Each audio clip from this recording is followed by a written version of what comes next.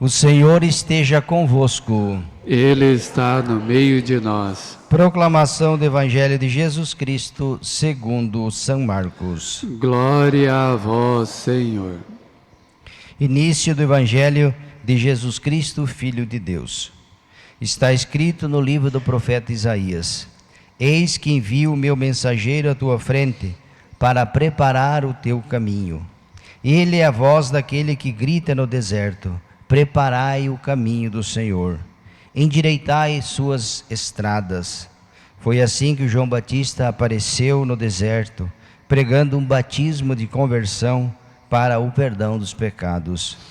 Toda a região da Judéia, todos os moradores de Jerusalém iam ao seu encontro, confessavam os seus pecados, e João os batizava no rio Jordão. João se vestia com uma pele de camelo, comia gafanhotos e mel do campo, e pregava a todos, dizendo: depois de mim virá alguém muito mais forte do que eu, e eu não sou digno de me abaixar para desamarrar as suas sandálias. Eu vos batizo com água, mas ele vos batizará com o Espírito Santo. Palavra da salvação. Glória a vós, Senhor. Prezados irmãos e irmãs, também todos aqueles que nesta manhã estão em sintonia conosco, de uma maneira especial os nossos enfermos e doentes, que impossibilitados muitas vezes de participar da missa presencialmente como nós, rezam nos seus lares, nos seus leitos. Então, as nossas orações a vocês também. Nós hoje acendemos já a segunda vela desse novo tempo litúrgico que nós iniciamos domingo passado, o tempo do Advento. Um tempo assim que ele serve para chamar um pouco a nossa atenção com relação àquilo que de fato tem valor e importância na nossa vida. Veja bem que nós vivemos num mundo, numa sociedade tão frenética, né? Tudo passa tão rápido, tão depressa. Tantas coisas que a gente tem para fazer, isso falando de coisas materiais. Claro que a gente precisa se preocupar com isso, mas o tempo litúrgico, o tempo do Advento, ele também serve para nos chamar a atenção sobre uma realidade muito mais importante do que tudo aquilo que passa, né?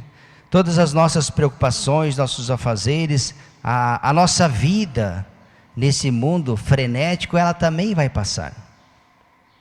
Mas existe algo que não passa, que vai permanecer para sempre.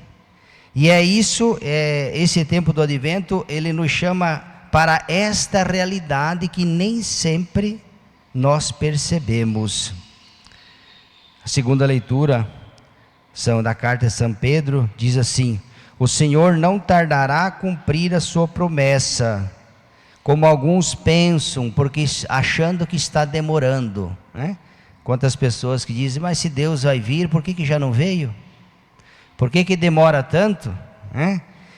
Às vezes até quase que debochando e não acreditando naquilo que a igreja acredita. Jesus sempre disse, afirmou, e a igreja disse que ele virá. Então muitas pessoas dizem: mas se ele vem, por que já está demorando? Já devia ter vindo, por que não veio? Com ar de deboche. O Senhor não tardará, diz: para Deus um dia é como 1000 anos, e 1000 anos é como um dia. O tempo de Deus não é o nosso. Nós medimos o dia em 24 horas, né? Um dia, 24 horas. Pois bem, esse é o tempo nosso. Para Deus é diferente. Um dia para Ele é como se fosse 1000 anos, e 1000 anos é como se fosse um dia. E diz: por isso que Ele não tardará. O que Ele está fazendo? Ele está usando de paciência com você e comigo. Por que Ele é paciente? Porque Ele não deseja que ninguém se perca. Ao contrário, Ele quer que todos se convertam e tenham vida. É assim que Deus age com você, é assim que Deus age comigo. Lembra que o padre falou, esse é o tempo, a primeira vinda, o advento, o Natal, celebramos a primeira vinda. Na primeira vinda, o justo juiz, ele vem com paciência, ele vem com misericórdia, ele vem com ternura, e ele não vai fazer outra coisa a não ser tentar com muita, por isso que ele é lento na ira, por enquanto. A ira de Deus, que é a justiça, o justo juiz, diante do qual ninguém escapará. Não tem como mentir e enganar. Ninguém engana Deus, ninguém, nem o padre, nem o papa, nem o bispo, nem o ateu, nem o à toa. Deus sabe muito bem quem você e quem eu sou. Aliás, como não poderia saber, se foi Ele que nos fez? Se nós somos suas criaturas, ninguém conhece melhor a obra do que o Criador. O artista que esculpiu, conhece a obra que fez. A obra não sabe, mas as mãos que a produziram sabem que obra que é. E Deus sabe muito bem quem você é e quem eu sou. Sabe das nossas qualidades que nós temos, mas também conhece nossos defeitos. Sabe que nem tudo na nossa vida brilha. Tem muitas trevas, tem muitas veredas, né? Primeira leitura do profeta Isaías, já falando de João Batista, mencionando, né? Preparai os caminhos para o Senhor, aplainai a sua estrada, nivele-se todos os vales, rebaixe-se os montes e colinas, e endireite tudo aquilo que é torto. Todas essas realidades que o autor sagrado fala, diz respeito a nós. As veredas profundas da solidão, da angústia, da prepotência, da autossuficiência, do orgulho, da vaidade, da mentira.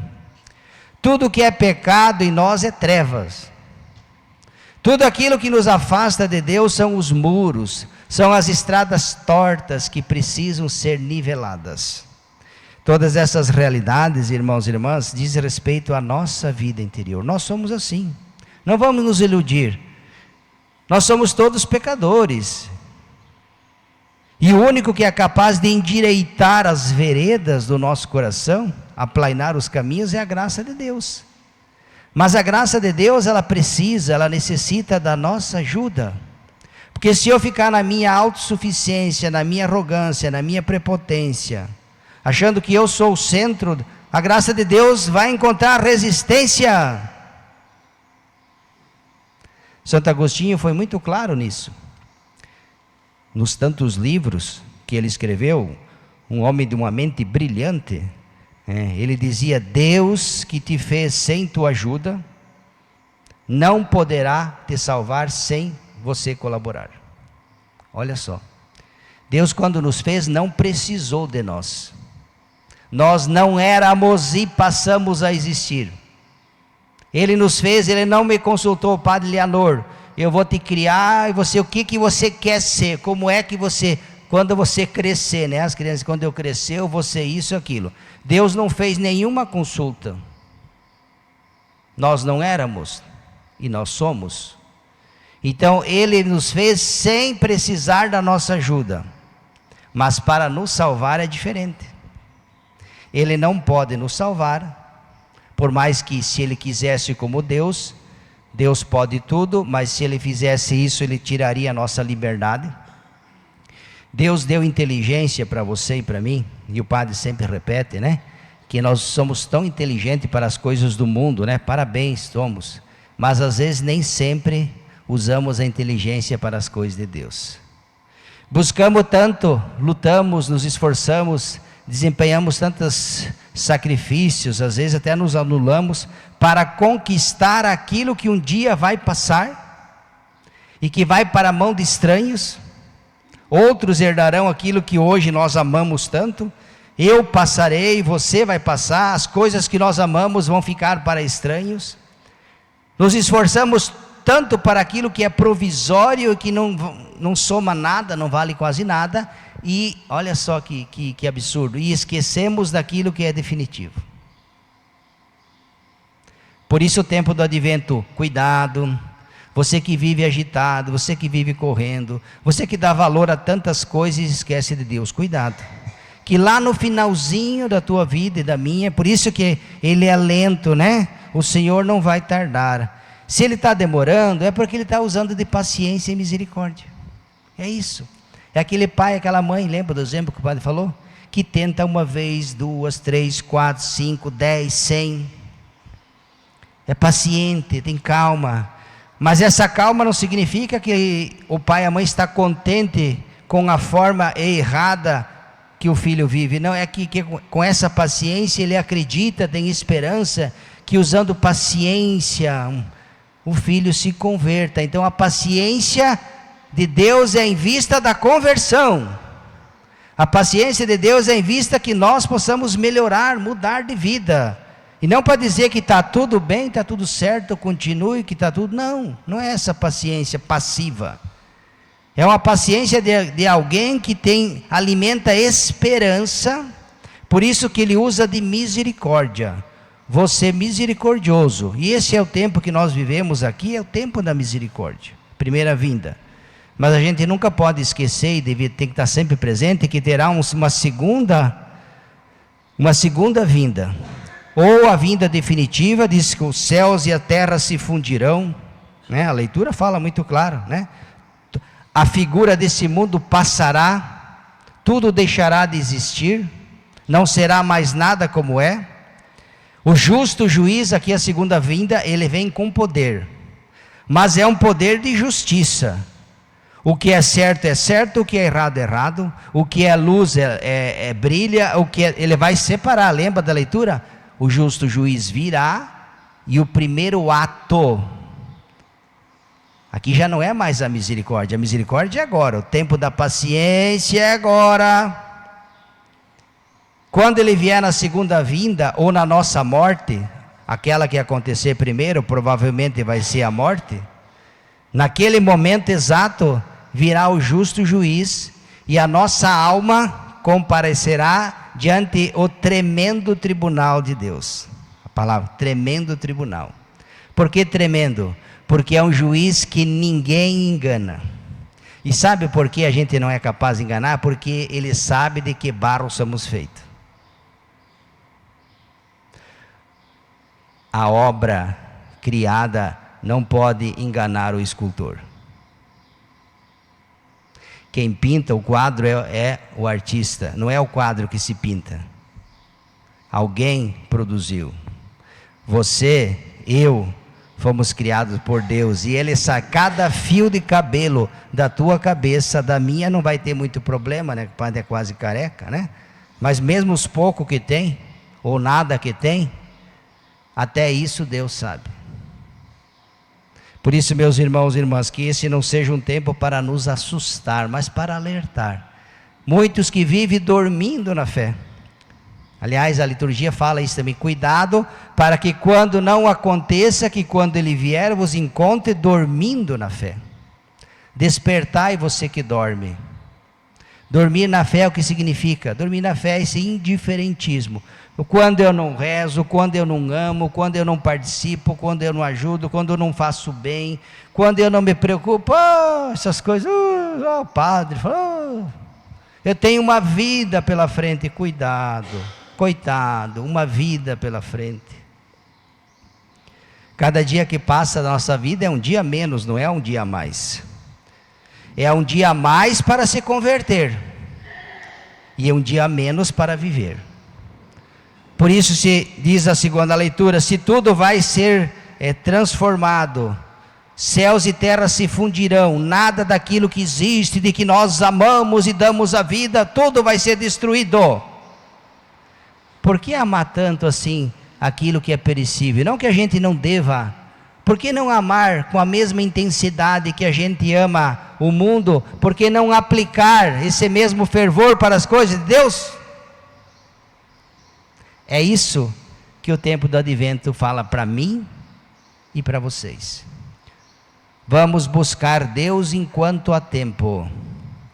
As coisas do mundo perante Deus, se elas não forem vividas na dinâmica de Deus e colocado a serviço não vale para nada. E aliás, não só não vale para nada, como são capazes de nos jogar no fogo do inferno. E dali vocês sabem que uma vez caindo ali, nunca mais sai dali. É como quem vai com Deus. Uma vez com Deus, com Ele para sempre, eternamente. Uma vez longe dele para sempre, eternamente, onde o fogo do inferno não cessa. Então que a gente leve mais a sério, amemos mais a Deus, o amor à igreja.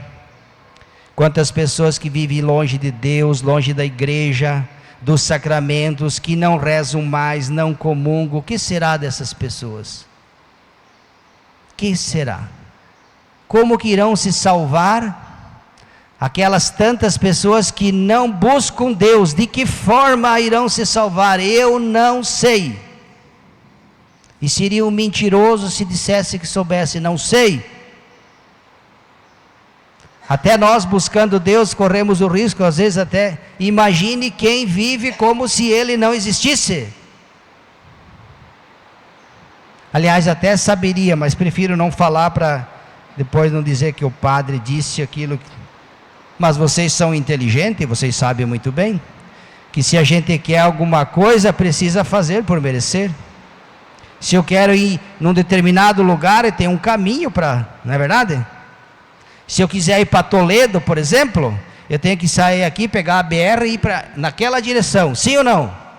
Se eu ir para lá, vou para onde? Não vou para Toledo. Toledo fica aqui, não fica lá.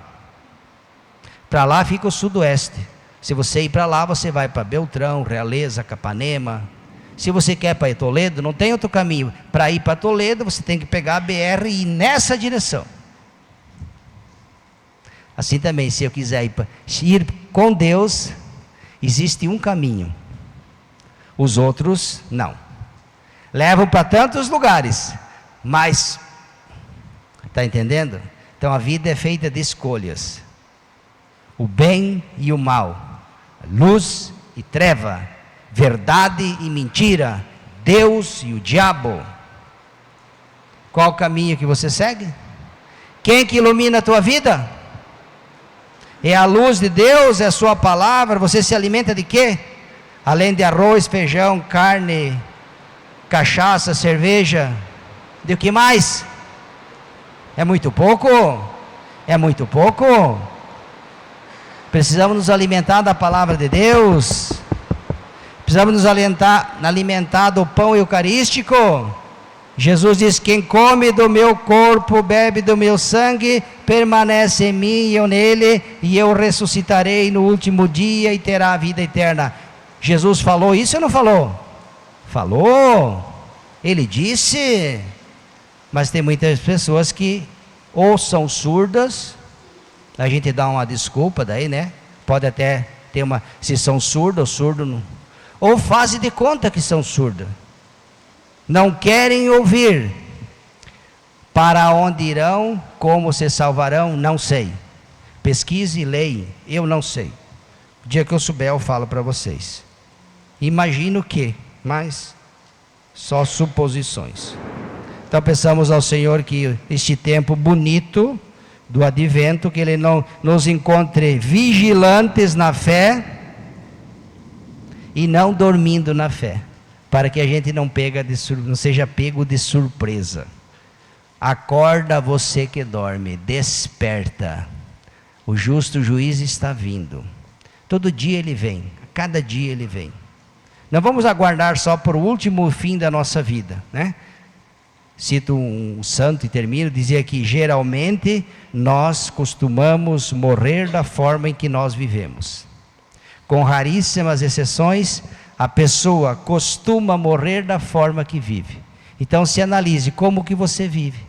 Se você vive na dinâmica de Deus, de uma certa forma, você já está com Deus. Mas se você vive fugindo dele, da igreja, é muito fácil tirar a conclusão, é muito fácil. Não precisa nem muita sabedoria, pouquinha, bem pouca.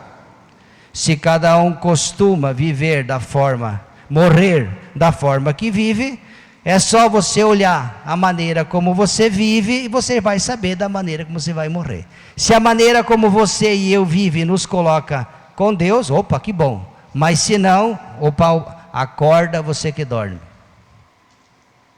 Vigiai, porque a coisa é séria. Louvado